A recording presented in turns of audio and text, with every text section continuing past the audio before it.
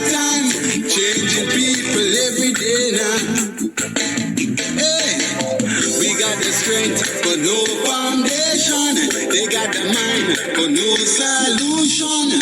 Say, how do we earn our bread? That's Changing People by Akila Barrett, son and nephew of the Barrett brothers, members of the original Wailers band. It's time for the Diaspora Junction with Donovan and Trisha. That's right, ladies and gentlemen. Time for the Diaspora Junction. Let me welcome, of course, Trisha Clara right here for you and yours. No stranger to us. Each and every Saturday you can hear her.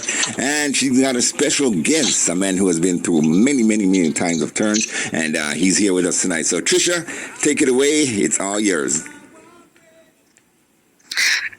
Thank you, Donovan. Good evening, good morning, good night. Hello to our listeners. And this evening we have with us Mr. Andrew Rose, Educator Extraordinaire. We'll do a formal introduction of Andrew in a few. What I'll ask Mr. Rose to do for us is to introduce the Step Back Saturday topic. So after Step Back Saturday, we'll delve a lot more into Mr. Rose and his life. Andrew, welcome. Thank you. Happy to be here. Awesome. So what do you have to contribute to Step Back Saturday? Something that you did growing up? Yes, my step back is, I remember my grandmother, her favorite name for me was Water Boy, and there's a reason for that, in that back then we're talking about, not dating myself too much now, but you're talking about the 60s, right?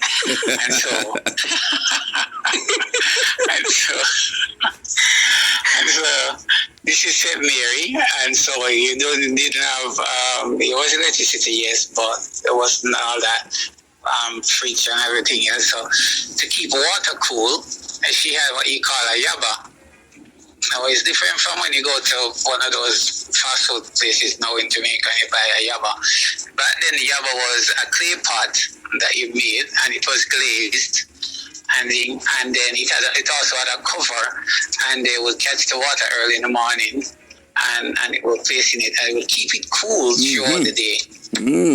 And so, yes, and so when she wanted water, she would always, Water Boy, and she didn't have to call twice. So when she said that, I know what I needed to do.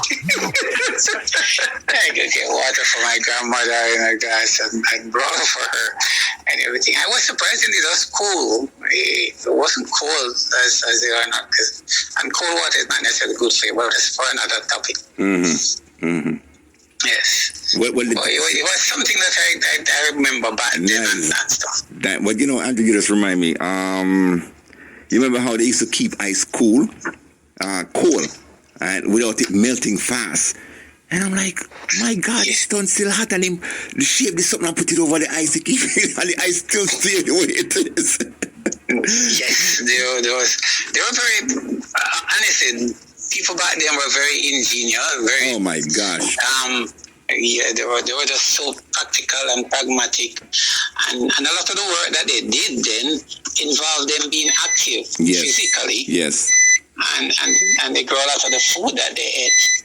And so it was, they grew what they ate, and they ate what they grew. Well, that's what it is, and that's what we're trying to come back. There's a beeping noise in the background. Is that your car? Yeah, that's my car. I was actually heading home. Family thing that picked up my daughter off. So I was rushing to get back home when you called me. That's all right. Just before I got home. That's all right. Safe travel. At least you got home safe. That's good. All right, Trisha, continue. All right, Mr. Rose, thank you for that. That was interesting. Of course, that was another learning moment for me. In the 60s, I don't think I was even thought about. So, thank you for sharing that. Andrew, sorry, we weren't born then. Mr. Andrew Rose. What was that, Donovan? I said, sorry, we weren't born then. We will listen to the stories and we will be educated. Mr. Andrew Rose, educator of over 30 years, executive director at ADXS Educational Services, public speaker, He's also the president of the Physical Education Professionals of Jamaica. He's the regional mentor officer. He's also affiliated with the Jamaica Teaching Council. He is the chairperson of TriStar Sports Committee. He's the Optimist International Caribbean District Chairperson, Designate, Awards and Recognition leader. Mr. Rhodes, thank you. This evening, he will share with us on his insight on the values of physical education as a subject at what we call the CSEC, the Caribbean Examination Council level, which would be our exams for the secondary level, as well as how he can help teachers improve student outcomes. Mr. Rose, an educator who has given more than 30 years to the classroom, what are the subject areas that you have taught so that it gets to become the listeners will be more familiar with you? Okay. Good evening, everybody, or morning or afternoon, whatever time of the world you're in. And it's physical education and sport as my main subject area, but I've also taught maths, I've taught biology, human and social geography, social studies. And what else did I do? Oh, information technology. Wow, so yes. And I can say I was able to do all of those because of one subject, physical education and sport. Wow. That's interesting. Yes. That's interesting. I thought math would be in there.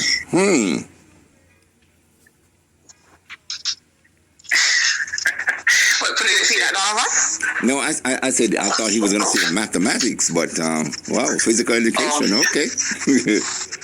Yeah, but mathematics, I only did that for a month, and that was just filling for somebody who was sick. But I was able to do that again because of... See, let's put it this way. Physical education and sport as a subject relates to every other subject within the school curriculum locally.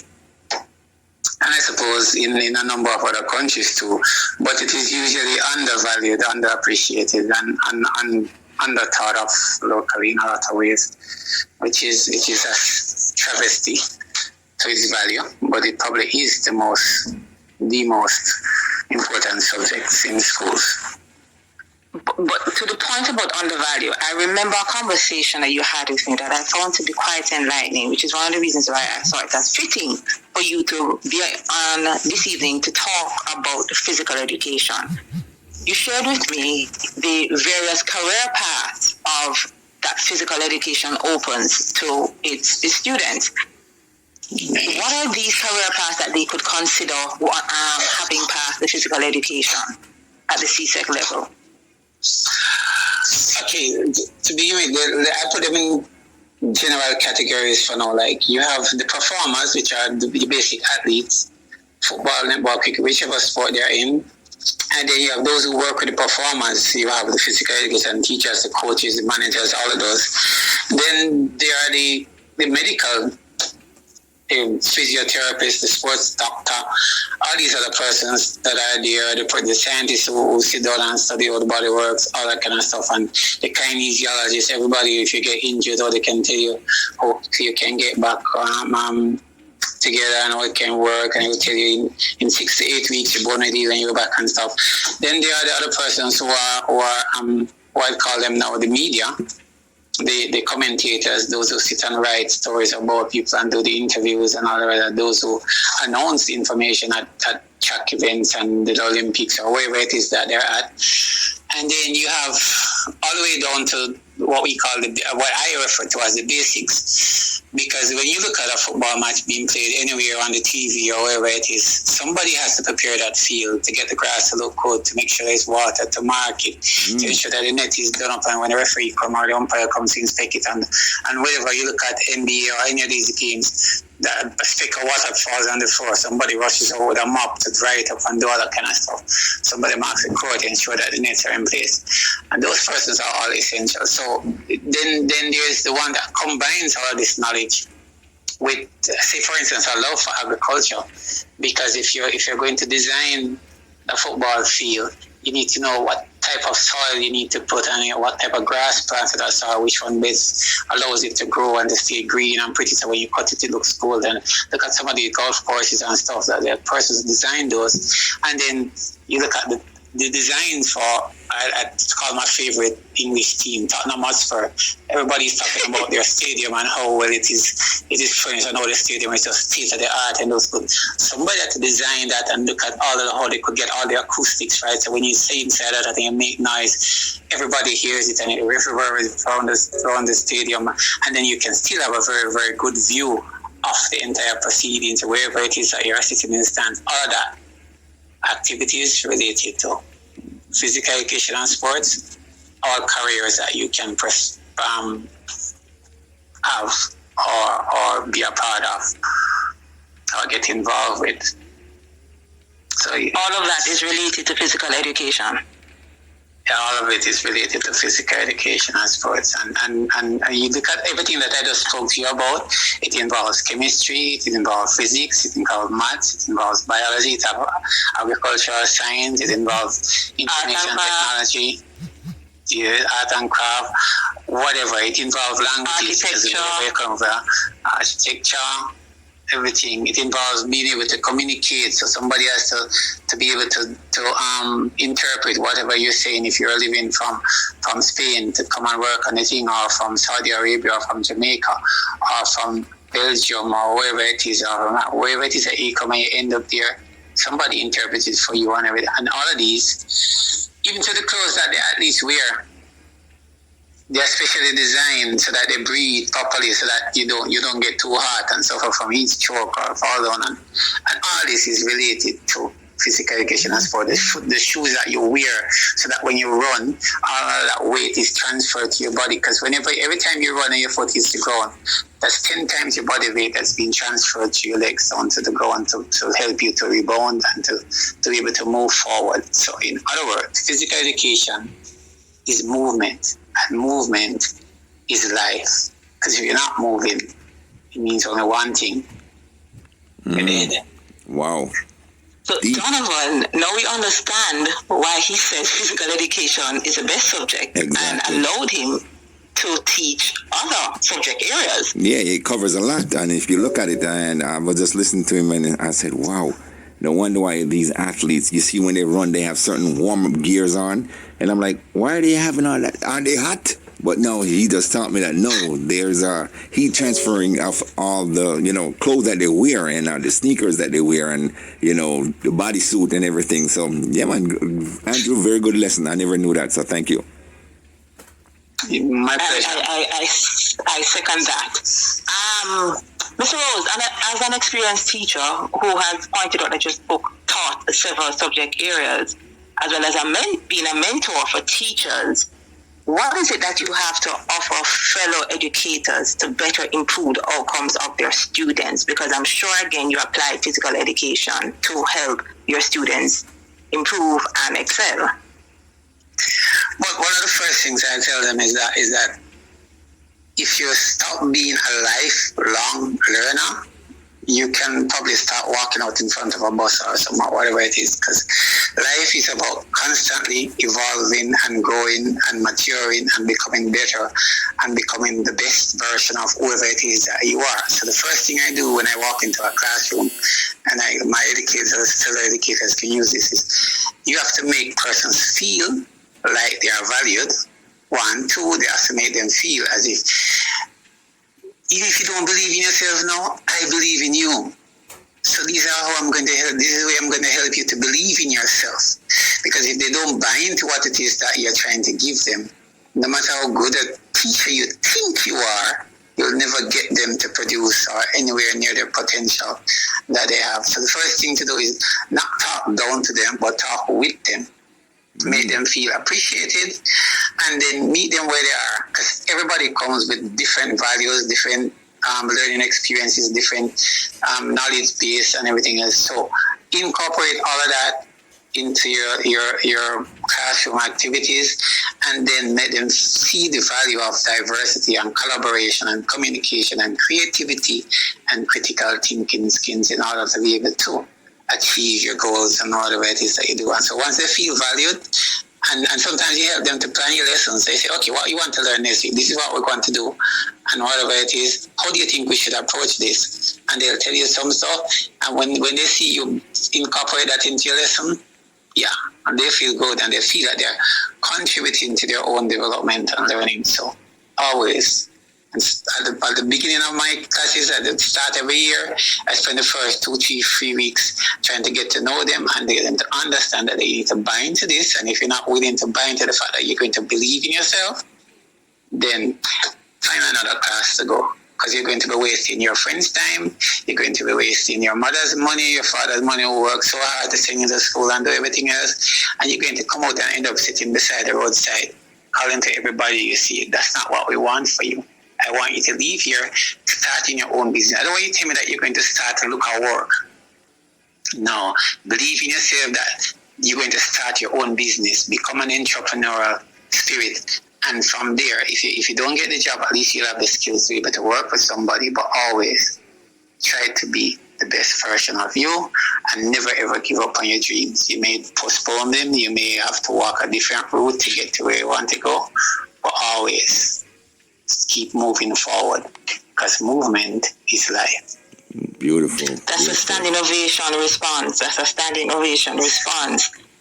I remember some time ago you had shared with me that you wanted to be able to impact more teachers, and so that you can in turn impact more students. What are your plans regarding that? I know you spoke about a seminar and a workshop. Where are you in regards to those planning stages right now? Well, I've basically finished most of the initial planning. So I know what I want to teach. I know the objectives. I know what I want to share with them. I know the activities, I'm working out costing and everything else. Now I'm trying to roll out that by the end of this month, the earliest. Yes, I can get it done by then. Yes, I'm that far into my planning, right? And so what it is that it's part of giving back.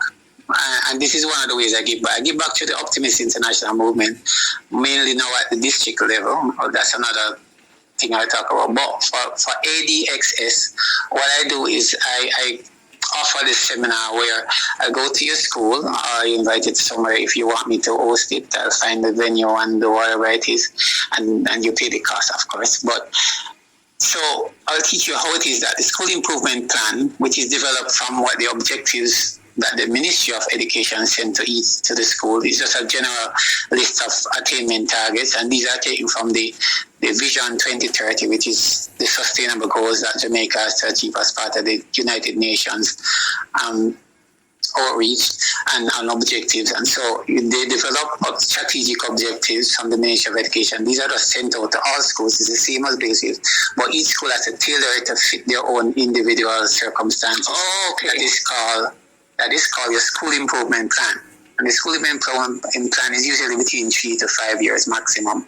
So every 3 to 5 years, you have to review this and evolve. And then from that, the school improvement plan. So this is a roadmap of what the school wants to achieve over this 3-year period or this 5-year period, what it is that the school wants to do. And so from that, each department will pick from it and develop actionable plans as to how each department will do what each department will do. Now, from each department, now you have individual teachers who will look at what the department plans are in conjunction with the school improvement plan, and they develop their own individual action plans. What it is that I will do as a teacher that will contribute to my department being the best in this institution, and the school becoming the best and a school of choice with all of that. And so when you're doing all of this work, at the end of the day, you need to document this, because you're going to be appraised at the end of a year. So whatever it is that you're doing during the course of the year, how do you know that it's being related to the school improvement plan and the department action plan and everything else? And how do you document all of whatever it is that you're doing, so that when you're being appraised, you can get the best possible marks from that? And then after you've done all of that with your the teacher appraisal document, and you put in all this, you everything that you document is considered part of your e-portfolio. So it's an electronic document that shows your growth professionally and what it is that you taught within the school and how your children responded to you and who learned and who didn't learn, and you had to reteach, and how you involve stakeholders like persons from outside who have special skill set, like somebody who's very good at speaking, and you ask them to come in and teach the children how it is that you become a public speaker and the things that you do and don't do, and you drink a sip of water so your throat stays dry and all that kind of stuff, and you start creaking, and if you start breathing, how you do the breathing exercises to stay calm when you're up there and all that kind of stuff. So you involve persons and you document that, and you show that you're involved in the community and everything else. And then from all of that, at the end of the year, you develop your personal professional development plans. So things that you're not good at, you plan what you're going to do for the next year to improve yourself professionally. So your workshop will be able to help guide teachers to revise, revisit these plans so that they can better improve the lives of the students that they're there to serve, basically, which is just fantastic. They have to improve themselves first so they can impact the students. So, great. Okay, understood. Where can persons contact you if they're interested in signing up for your workshop or having you come to their school to speak? Well, share your wisdom. I do have a Facebook account, I don't remember. But once you look for Andrew Patrick Rose, you'll find me. If you look for Andrew Patrick 101 on Instagram, you'll find me.